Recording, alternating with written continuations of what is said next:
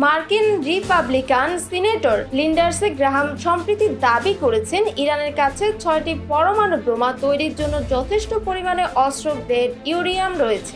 এক সাক্ষাৎকারে তিনি বলেন, ইরানের কাছে এমন পরিমাণ ইউরেনিয়াম আছে যা 6টি পারমাণবিক বোমা তৈরি করতে পারে। তারা এই ইউরেনিয়াম ব্যবহার করতে পারে এবং ইসরায়েলকে শেষ করতে পারে। তাছাড়া ইরান তার পরমাণু কর্মসূচির মাধ্যমে আমাদেরও হুমকি দিতে পারে। এমন দাবি করার পরও গ্রাহাম তার বক্তব্যের পক্ষে কোনো প্রমাণ বা সূত্র উপস্থাপন করেনি, যা প্রশ্ন তুলছে তার বক্তব্যের সত্যতা নিয়ে।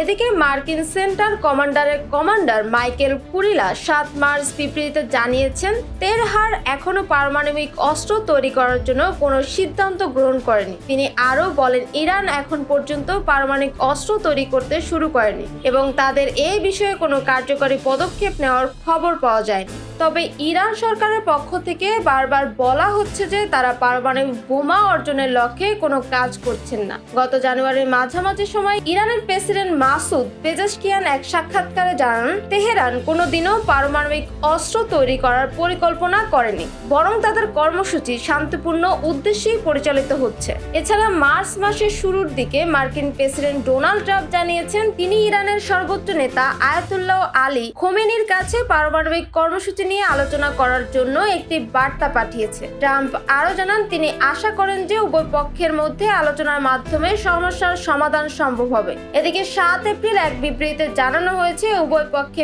12 এপ্রিল ওমানে প্রথম দফায় আলোচনায় বসতে সম্মত হয়েছে।